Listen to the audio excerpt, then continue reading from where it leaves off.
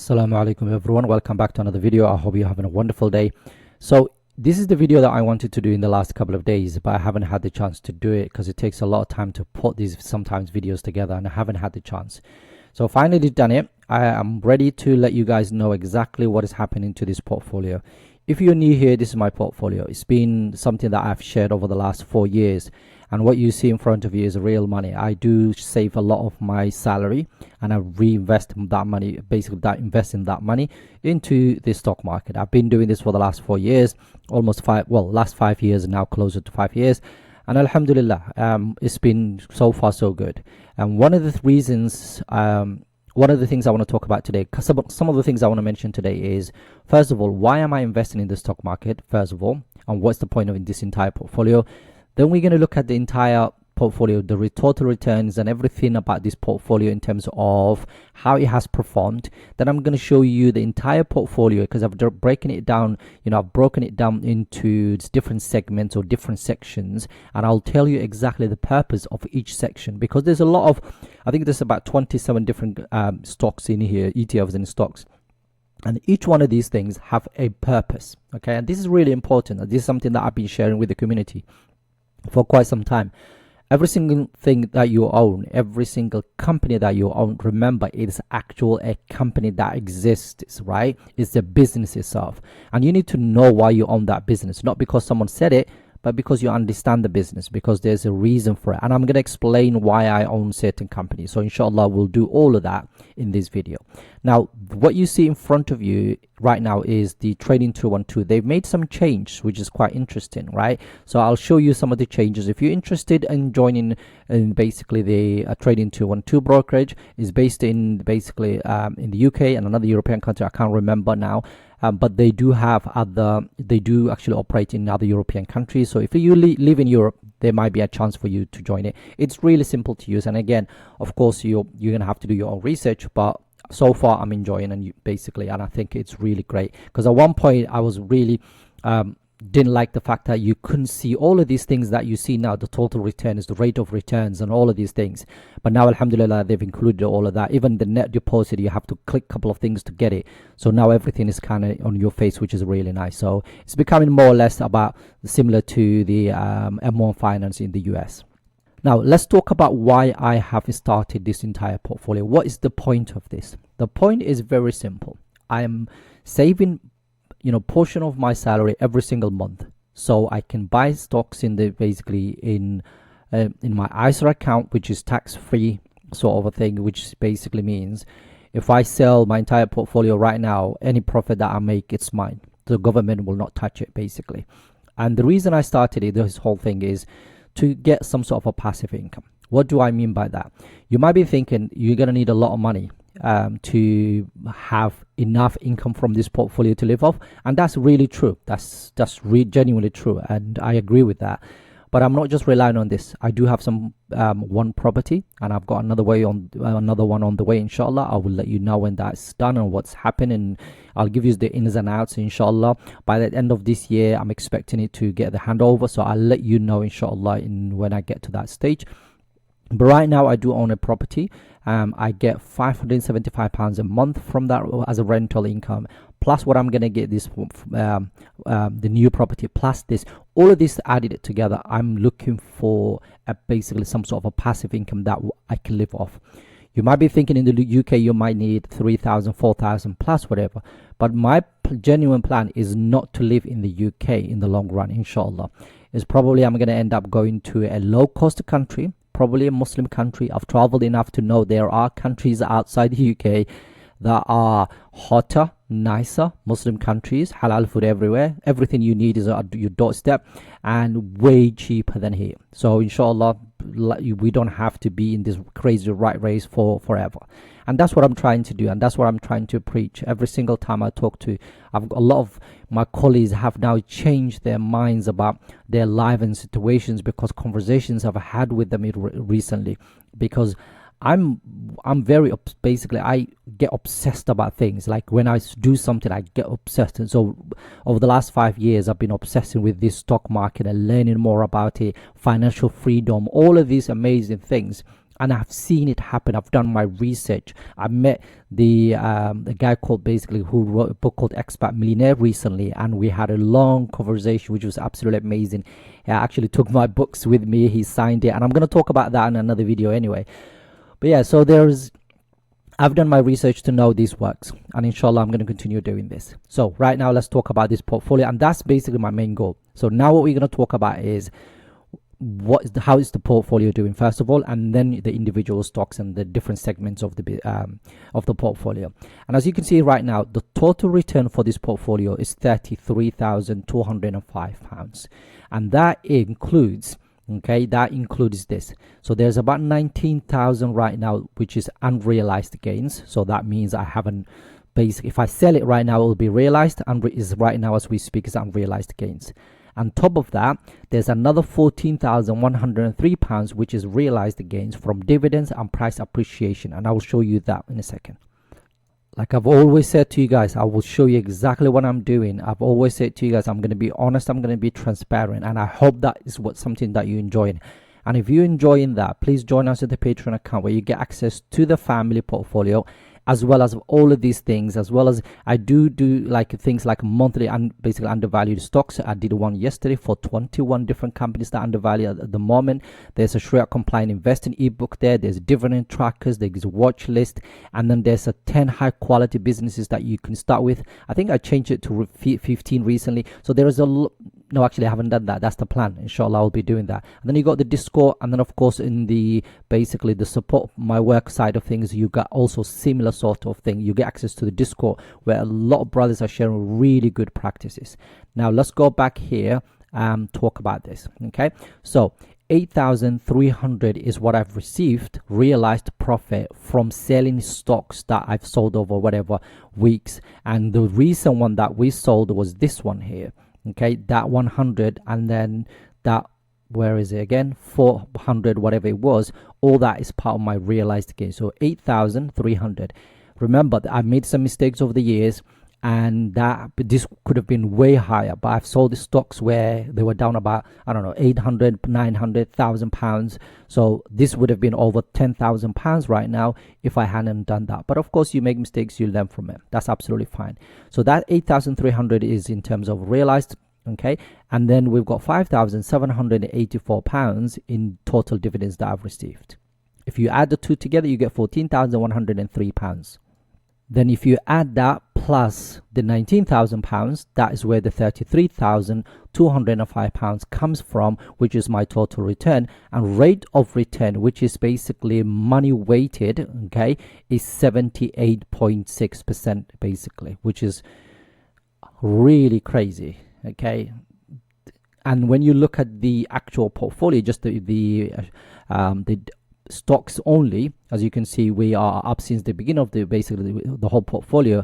We are up £24,596. My total, by the way, let me show you quickly. If you want to do your own calculations or whatever, you can see here 85,000, let's call it £86,000 is money that I've added to the portfolio. So the money that came from my account to here is this much. Everything else you see right now is profits, whether it's realized or unrealized. Okay, so that is it. So that's what I wanted to share with you guys, and I've shown you now my dividends, my returns. You've seen everything is transparent, and I hope that you basically makes it clear for you to, inshallah, maybe, and again, I might be lucky. One thing I have done so far is buy and hold. I rarely sell. When I sell, I take profit off the table, or companies that have not done well and there's opportunity somewhere else, those kind of things.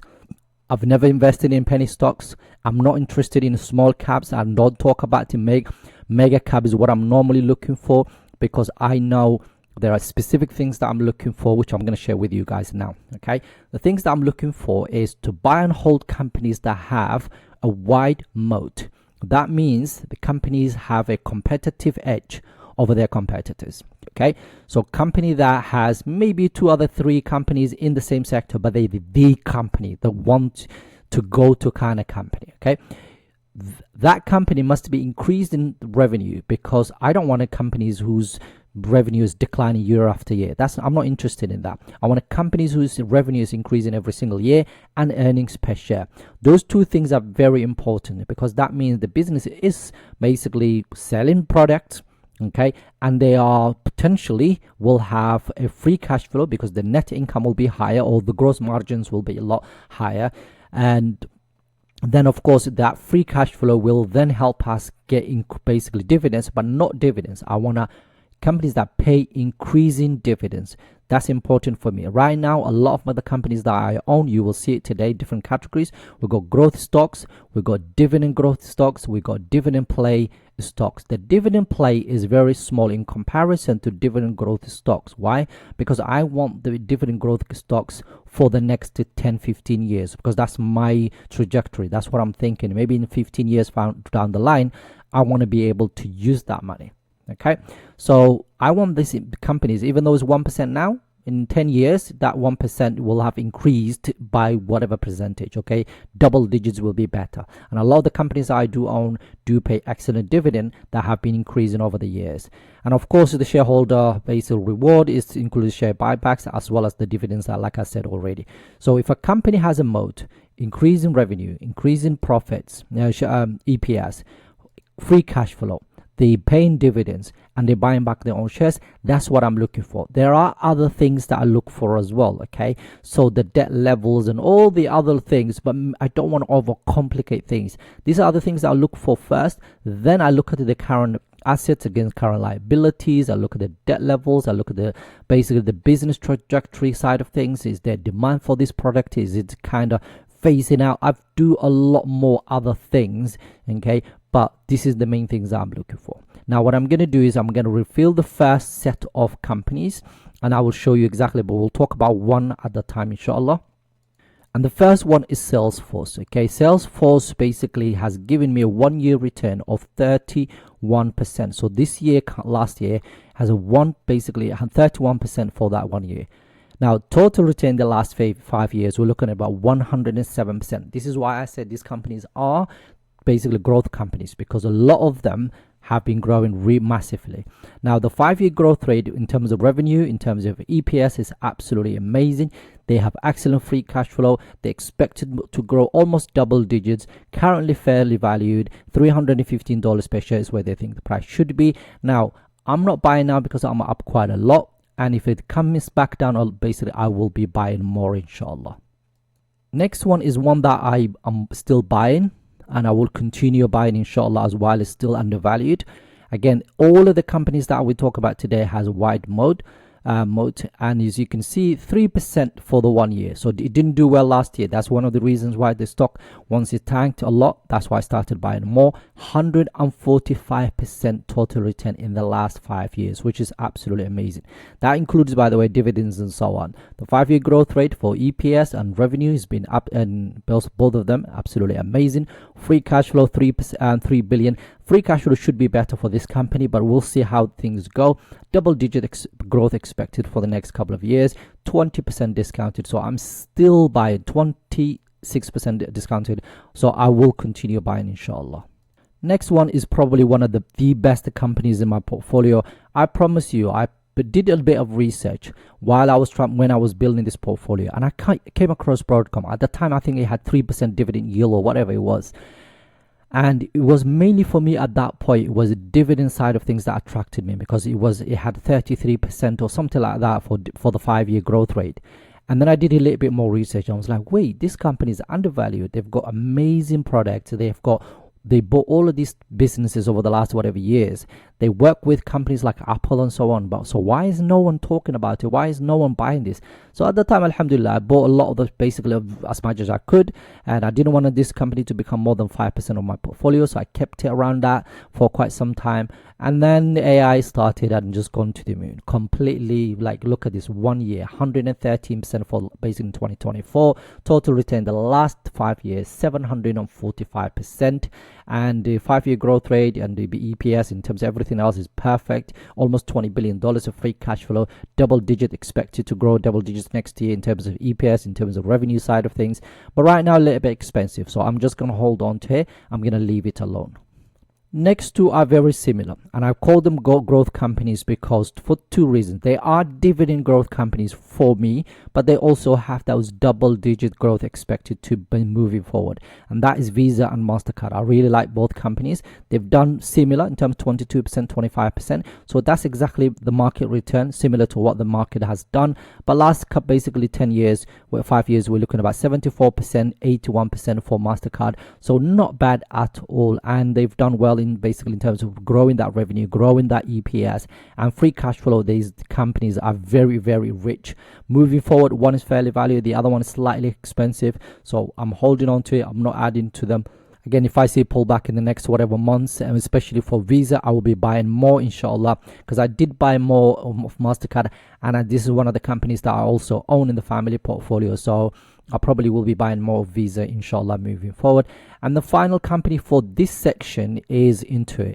Intuit let me down. Okay, it's just a 4% up for this year, 148%. They're expecting to grow double digits. So I'm going to leave it alone and give it maybe one more year. I'm going to give it this year and see what happens. I'll put a question mark. That's why I said maybe. Because there are other companies out there which basically will give me a similar sort of a dividend side of things. But at the same time, maybe I'm looking right now at companies like Applied Material, for example. In terms of dividends, are doing absolutely amazing. And it hasn't done a lot this year. Growth is more or less the same. So I'm thinking maybe should I just jump ship and just like buy that one and sell this one? I'll let you know exactly what I decided. But 31%, let's call it 32% of my portfolio is this type of companies. Now, you can't tell me these companies are returning, 100%, 700% over whatever. And basically they're not growth companies. They are growth companies. They've done really well. And they will continue to do well if the projections are right. Remember, these are just estimation. Okay. And yeah, so I'm going to continue holding on to them. I will be buying more of this. I will definitely be buying more Visa if it basically comes back down again. Salesforce is a great company. Even if it comes maybe down about 10% or so, then I'm genuinely rooting for a correction in the stock market this year. Hopefully, because I still have £14,000 to invest between now and April. So I'm hoping some crazy thing happens and the stock market tanks in the next, 3 months or so. So I can invest the £14,000 into cheap companies, because right now everything seems too expensive. So we'll see what happens. If we get a correction, it will be perfect. So 32% of my portfolio is in this type of businesses. Now let's talk about the dividend growth companies. Okay, I'm going to do two at a time because otherwise we will be here forever. The first two is very similar. We got S&P Global, and we also got MSCI, which are basically both credit rating type of companies. Now, the reason I do own these companies is the dividend growth side of things. So for the last 5 years, 12% and 24%, which is absolutely amazing. Their total return in basically this year hasn't been great for the 1 year, but sorry, for the 1 year that is, and the total return in the last 5 years has been absolutely amazing. Okay, they do have excellent free cash flow. They expected basically the earnings to and the EPS to grow next year. Right now, some of them are fairly valued, some of them are expensive. But overall, one of the reasons I'm buying these companies is this dividend growth. If this continues every single year, that's all I care. Especially this one here is a dividend king. It has done that for the last basically 50 years. 50 years of increasing that dividend, and it's still doing it, which is absolutely amazing. Right? Next two are Qualcomm and Air Products and Chemicals. Qualcomm is a great company. I hope it basically comes back down again. It's become a fairly valued recently. It probably will hit that 180 again and maybe come back down again, because right now it's only 157. So it soon will become undervalued, and potentially I will be adding more if that happens. This one, Air Products and Chemicals, I'm still not happy with the fact that this is, let's put a big fat red here, is because this is still negative. So negative free cash flow does not work with me, and I'm holding on to it. I've got a lot of basically gains to take off the table if I did that, but I'm going to give it maybe a couple of more quarters and see how it goes. So a couple of more earnings report and see what happens. Again, a couple companies are still increasing the dividends, which is absolutely amazing, and the management has recently said their main focus is right now is free cash flow, growing that free cash flow. So we'll see what happens, but it's still one I'm going to add to, the other one I'm just watching and see what happens. But right now I'm going to hold on to them. Next one is Lind and automatic data processing. Both companies are absolutely great. This one hasn't done well at all, just 2% return and 111% when it comes to total return the last 10 years. So last year hasn't done anything. Fairly value right now, I'm hoping we get a 10% basically drop in the next few weeks or months so I can buy more, because I do own 10 shares. I would love to have more of that. Automatic data processing, I'm not going to touch it. I love the company. I'm going to leave it alone. It's expensive right now in my opinion, because I am up quite a lot, so I'm going to leave it alone. But this is done absolutely amazing, 25% basically this year, as well as a 91% total return. So these might be different growth companies, but they are also growing. They are actually, the stock price is going up just with the rest of the stock market, which is absolutely amazing. So none of these companies are just, you will see the next dividend play stocks will be slightly different. These guys will do well in terms of price appreciation and will give you those dividend increases every single year. The next one, Union Pacific and Cummins. Cummins, I've actually trimmed it since basically in the last few days, and I think you've seen that already. If you haven't seen that video, go and watch it. 45% return. This is the highest on this list, right? So I had to take some profit off the table because the growth expectation moving forward is not that great. And at the same time, he's done so much. So I don't know if he can sustain this. It might. If it does, I still own 12 shares of this company, so I'll hold on to that. And also the free cash flow isn't great either for this company. So I think the market cap, I can't remember what it is right now, but 337 million is not great at all. So I'm just gonna keep watching and see what happens. It is very expensive as well. Okay, Union Pacific, I love this company. If it comes back down, I'll buy more, because 11% growth, 6% this year, it hasn't done. I think Railroad has not done anything at all, but that 41% is not great. So we'll see how it goes with the new management and so on.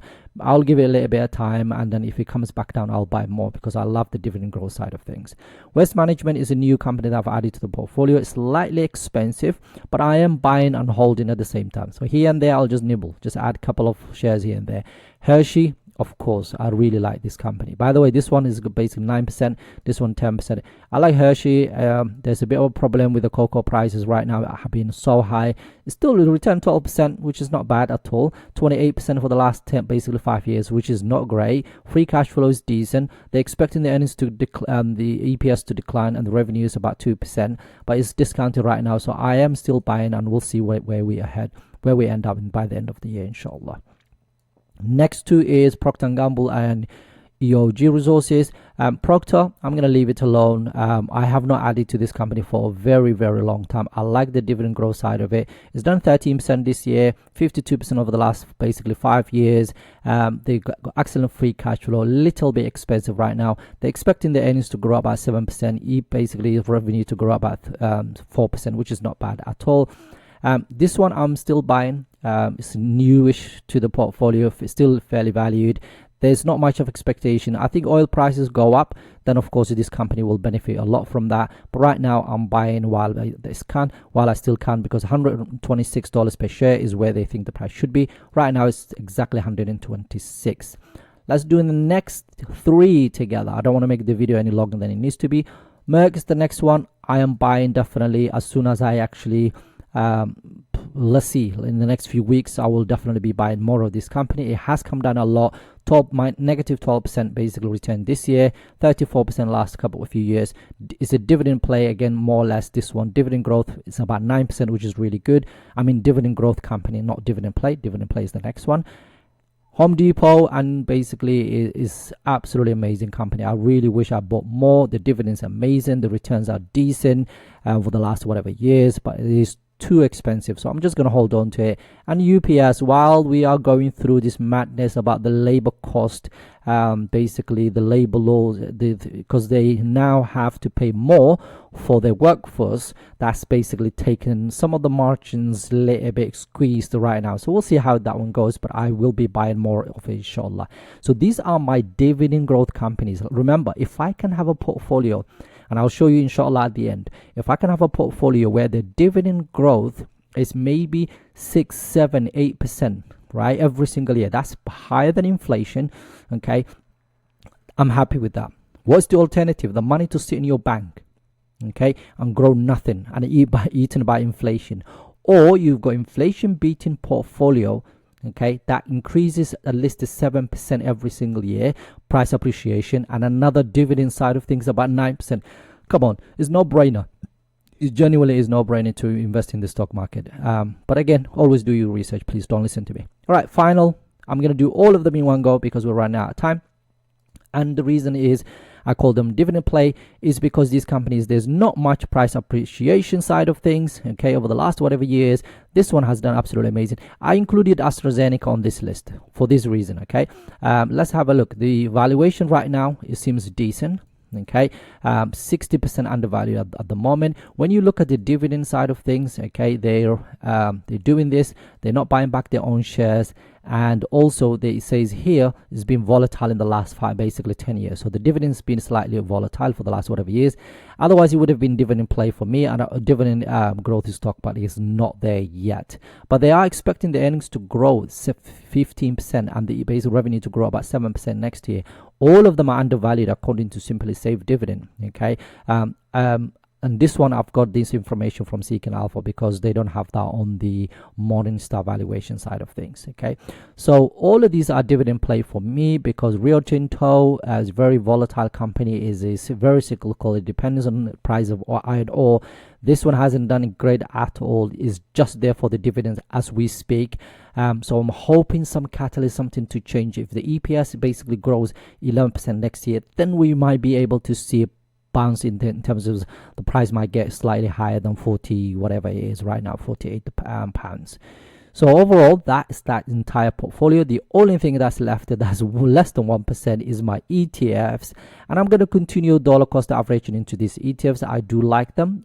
It's not a lot right now, and for the reasons, very simple reasons, because this one doesn't pay any dividends. They reinvest. If I need that cash over the whatever years, then of course I will not be getting any cash from this one, but I will be getting the price appreciation. So I'm buying more this for the growth side of it, and this one for the dividend as well as to be safe. So in the long run, I might reduce basically some of the portfolio stocks, whatever, and buy more ETFs. But I will let you know, of course, how that goes. So that's the entire portfolio. This is the first round that you've seen. This is the second. So that's my dividend growth stocks. That's my dividend play companies. And I'm getting some people might be like wanting to sell this or buy more of this. Now the dividend yield is the bit that I've highlighted here. Why? Because that's important. This is the overall portfolio is right now 2 point something, and a lot of it is because of these 7%, 5%, whatever. So I'm not chasing yield, but these companies happen, especially, by the way, this one is doing absolutely amazing. The dividend growth side of things is absolutely wonderful if you check this one. AstraZeneca is also doing decent, but it's just these two are kind of more or less dividend play right now. So inshallah, only 15% of the entire portfolio, £844, 42 pounds of my income comes from these 4 companies. So we will see what happens, inshallah, in the long run. That's basically what I wanted to share with you guys today. If you're enjoying this content, please make sure that you like the videos, subscribe to the channel, share with your family and friends and so on. One last thing.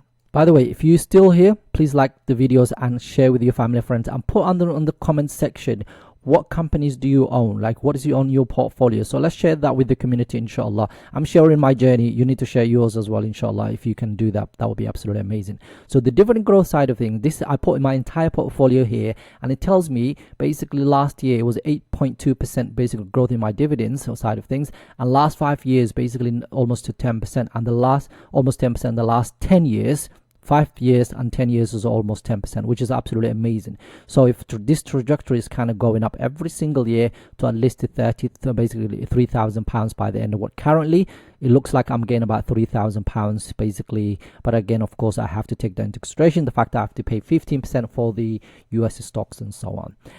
Anyway, let's stop here. If you enjoyed this, please like the video. Like I've always said to you guys, I appreciate every single one of you out there. Thank you very much. Have a wonderful day. Assalamu Alaikum.